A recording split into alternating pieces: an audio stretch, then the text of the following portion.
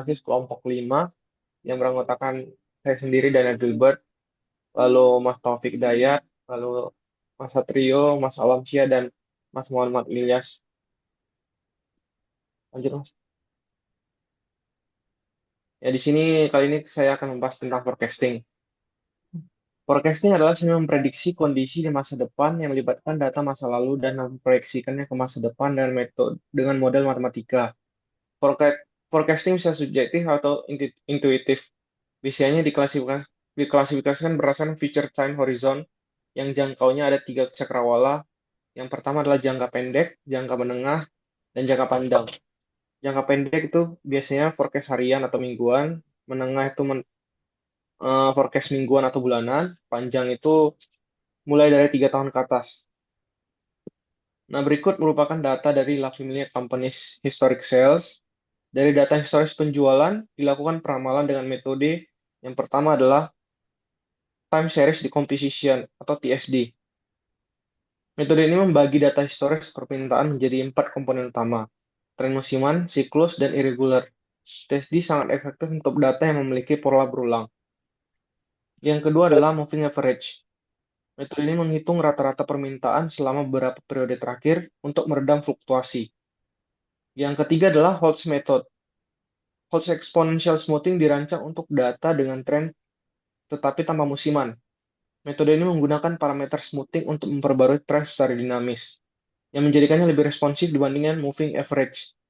Yang terakhir adalah winter method, juga dikenal sebagai hot winter, menggabungkan tren dan musiman. Sangat cocok untuk data dengan pola permintaan yang memiliki variasi musiman sekaligus tren jangka panjang. Lanjut. Baik, Berikut merupakan perbandingan dari keempat metode forecasting dan perhitungan MAD atau Mean Absolute Deviation, MSE, Mean Square Error, dan MAPE, Mean Absolute Percentage Error. Dari perhitungan keempat metode tersebut, didapatkan metode TSD memiliki error yang paling minimal daripada metode yang lainnya. Oke, bisa dilanjutkan? baik. Saya Taufik dari Jatmiko akan menyampaikan materi praktikum kami mengenai agregat planning. Agregat planning adalah proses merencanakan jumlah produksi, tenaga kerja, dan inventory untuk memenuhi permintaan dalam periode waktu tertentu. Tujuannya adalah menyeimbangkan kapasitas produksi dengan permintaan secara efisien sambil meminimalkan biaya. Metode agregat planning dirancang untuk menerjemahkan forecast demand ke dalam rancangan perencanaan tenaga kerja dan produksi terhadap horizon perencanaan yang sudah ditetapkan sebelumnya. Tipe-tipe agregat planning secara umum ada tiga, yaitu chase strategi, level strategi, mix strategi. Untuk chase strategi itu contoh metodenya adalah zero inventory plan. Kemudian untuk level strategi adalah metodenya constant workforce plan. Kemudian untuk level strategi metodenya adalah overtime and loss of sales dan overtime and subcontract. Nah, dari data ini, data awal yang diberikan pada modul, yaitu periode peramalan dengan hasil peramalannya, akan dikalkulasi dengan keempat metode tersebut. Pertama, zero inventory plan, constant workforce plan, overtime loss of sales, dan overtime subcontract. Keuntungan dan kerugian masing-masing agregat planning untuk level strategi atau constant workforce plan adalah kelebihannya stabilitas tenaga kerja dan jadwal produksi. Dua, menghindari biaya pelatihan karyawan baru atau biaya overtime yang besar. Sedangkan kekurangannya yaitu biaya inventory yang tinggi saat permintaan sedang rendah atau back ordernya saat permintaan tinggi. Kemudian kedua, membutuhkan fasilitas penyimpanan yang besar untuk menampung kelebihan produksi. Kemudian untuk chase strategi atau zero inventory plan, kelebihannya yaitu mengurangi biaya inventory karena tidak ada persediaan yang menumpuk, terus menghindari resiko barang yang tidak terjual atau kadaluarsa. Sementara kekurangannya, fluktuasi tenaga kerja dan produksi dapat meningkatkan biaya pelatihan dan risiko turnover. Kemudian risiko kehilangan peluang pasar jika suatu saat ada fluktuasi permintaan yang mendesak. Sementara pada hybrid strategi, yaitu overtime dengan subcon atau dengan loss of sales, memiliki kelebihan memberikan fleksibilitas untuk menyeimbangkan stabilitas dan respon terhadap permintaan. Sementara kekurangannya, kompleksitasnya lebih tinggi dalam perencanaan dan pengelolaannya. Kemudian ketergantungan pada overtime dapat menyebabkan kelelahan pada tenaga kerja. Hasil dari praktikum kami, metode overtime dan subkontrak pada studi kasus ini menghasilkan biaya produksi paling murah di antara keempat metode agregat yang lain. Jika perusahaan fokus pada efisiensi, overtime dan loss of funds adalah pilihan terbaik, tapi perlu mengelola dampak negatif yang lain terhadap kepuasan pelanggan. Jika perusahaan fokus pada stabilitas tenaga kerja dan produksi, constant workforce plan lebih sesuai, meskipun biayanya lebih tinggi.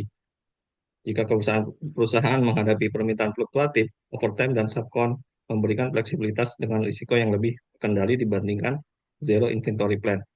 Baik, bisa dilanjut. Kemudian adalah assembly process dan master production scheduling.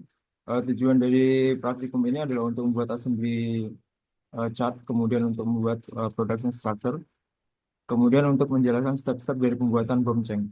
Kemudian untuk tujuan dari modul 4 adalah untuk menjelaskan hubungan antara forecast, aggregate planning, dan MPS. Kemudian menjelaskan apa itu MPS dan di mana penerapannya. Untuk proses assembly adalah proses perakitan untuk menggabungkan komponen-komponen menjadi suatu produk jadi yang dapat dijual. Pada pada perakitan yang memanfaatkan mesin-mesin atau peralatan-peralatan dan menggunakan pekerja. Kemudian assembly chart atau biasa disebut dengan goal zero chart memberikan informasi berupa bagian-bagian yang akan dipasang pada produk tersebut. Kemudian untuk produk structure terbentuk dari hierarki yang memiliki fungsi untuk menggambarkan bagian-bagian dari bill of material atau BOM. Kemudian bill of material sendiri adalah mengandung daftar dari semua komponen assembly atau sub assembly dan komponen tunggal atau raw material yang akan diproduksi. Kemudian untuk langkah-langkah pembuatan bill of material adalah dimulai dari membuat assembly chart dan product structure. Setelah itu baru bisa membuat bill of materialnya. Assembly chart dibuat dengan aturan tertentu, yaitu ukuran lingkungan atau komponen dengan panjang 6 mm, sedangkan ukuran lingkungan sub atau sub assembly dibuat antara 7 sampai 11 mm. Sedangkan untuk ukuran assembly sendiri adalah 12 mm.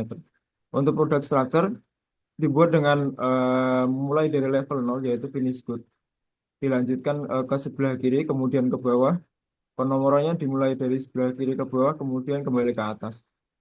Pada proses produksi perakitan La Familia terdapat 12 komponen dan 22 tahapan perakitan sehingga menjadi sebuah finish good. Pada produksi MPS komponen, kami mendapati nilai-nilai minus pada akhir periode yang memungkinkan disebabkan karena supply yang tidak mampu memenuhi demand. Saran dari kami adalah agar perhitungan MPS tidak minus, antara lain bisa dimulai dengan mengevaluasi kembali forecast permintaan pelanggan, lalu dilakukan analisis ulang pada historis permintaan pelanggan, agar dapat dilakukan perbaikan dan dilakukan akurasi terhadap forecast. Saran kedua, perlu dilakukan peningkatan fleksibilitas produksi, evaluasi kapasitas produksi, dan ditemukan cara untuk menambahkan kapasitas produksi. Misal dengan menambahkan shift atau dengan menambahkan mesin produksi. Kemudian hubungan forecast, aggregate planning, dan MPS. Forecast adalah langkah awal dalam perencanaan operasional yang digunakan untuk memprediksi permintaan produk berdasarkan data historis dan analisis tren. Forecast memberikan gambaran jumlah permintaan yang akan terjadi pada periode tertentu. Aggregate planning adalah langkah berikutnya dengan menggunakan data dari forecast tersebut untuk menentukan kapasitas produksi, tenaga kerja, inventory pada awal agregat dengan tujuan untuk menyeimbangkan kapasitas dengan permintaan secara efisien. Kemudian MPS adalah metode yang digunakan untuk merencanakan rencana agregat menjadi rencana produksi secara spesifik untuk produk individu. MPS menjalankan apa, berapa banyak, kapan, dan setiap produk harus diproduksi untuk memenuhi identifikasi yang dilakukan oleh aggregate planning. Bisa dilanjut, Mas. Lanjut, Mas Alan. Oke, baik. Di sini saya akan menjelaskan tentang Material Recruitment Planning. MRP. Oke, pertama di sini saya akan menjelaskan tentang Master Production Scheduling, mendeskripsikan apa itu MPS dan bagaimana untuk penerapannya, kemudian mengerti bagaimana menghitung kuantitas order menggunakan MRP dan bagaimana hubungan MPS dan MRP.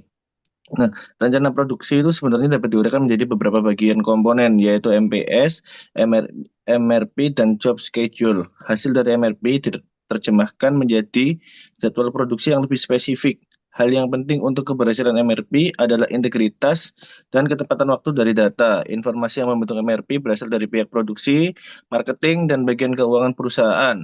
Alur komunikasi yang baik antara ketiga departemen ini adalah kunci sukses perencanaan produksi. Ya, selanjutnya saya akan menjelaskan tentang MRP, Material Recruitment Planning.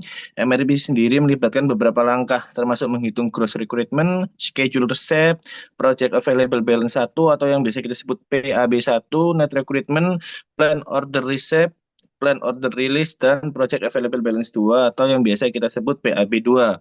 Lead time. Lead time adalah salah satu faktor penting dalam MRP untuk menentukan waktu yang dibutuhkan saat menerima material yang dipesan. Ini mempengaruhi waktu pelepasan pesanan terencana atau yang biasa kita sebut plan order release. Sedangkan plan order receipt adalah hasil dari perhitungan MRP pada setiap level.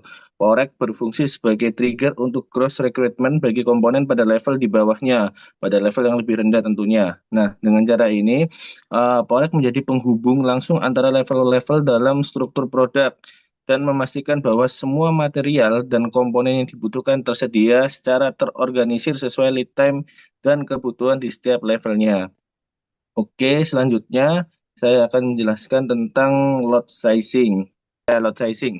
Oke, kebetulan di sini kita menggunakan lot sizing Wagner and Wittin. Nah, kebetulan Wagner and Wittin method ini memiliki keuntungan yang cukup banyak, yaitu pertama bisa memberikan solusi optimal secara global, memperhitungkan solusi horizon perencanaan, serta perhitungan dan hasil yang sangat detail, walaupun dia juga memiliki beberapa kerugian, di antaranya perhitungan yang cukup rumit dan tidak praktis jika tidak memiliki alat bantu. Adapun selain metode tersebut, ada juga metode yang lain seperti Silver Mill Method. Dia cukup efisien, tapi sayang kalau permintaannya sangat banyak, itu menjadi tidak akurat. Kemudian ada part period balancing method, itu sangat mudah dan cocok untuk demand yang fluktuatif, tapi sayang tidak selalu memberikan hasil yang rendah. Selain itu ada list unit cost method, cocok untuk kondisi yang fokus pada efisiensi biaya per unit. Sayangnya, list unit cost method ini mengabaikan aspek kestabilitas suplai pesanan. Ya, selanjutnya saya akan menjelaskan inventory control subject to no demand.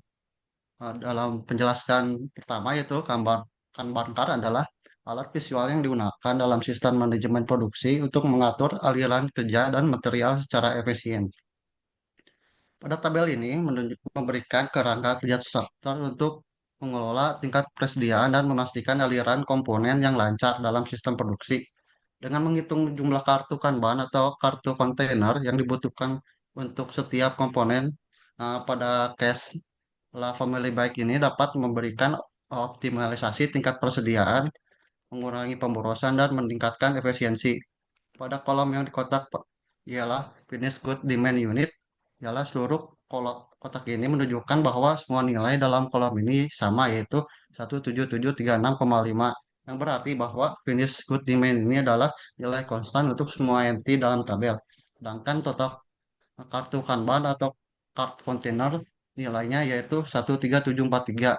Ini merupakan jumlah keseluruhan dari semua kartu Kanban yang diperlukan berdasarkan perhitungan untuk setiap item dalam tabel. Nilai ini penting untuk memberikan penjelasan gambaran tentang total sumber daya yang harus dikelola.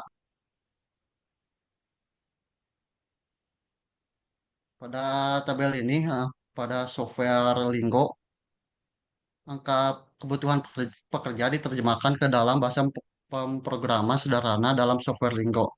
Hasil dari variabel X1 sampai X7 dimasukkan ke dalam software Lingo sehingga didapatkan variabel yang paling optimal pada X1 adalah 9, X2, 15, dan sebagai berikutnya sampai X7 sama dengan 13. Selanjutnya, pada jadwal pekerjaan ini, hasil representasi dari lingkup tersebut pada variabel X1 sampai X7, di mana kolom pertama X1 plus X4 plus X5 plus X6, X7 sama dengan 58 pada hari Monday dengan jumlah pekerja 58, sedangkan Tuesday jumlahnya 65, dan sampai hari Sunday yaitu jumlahnya 60 direpresentasikan pada tabel jadwal pekerja tersebut. Demikian dari kelompok 5. Kami ucapkan terima kasih.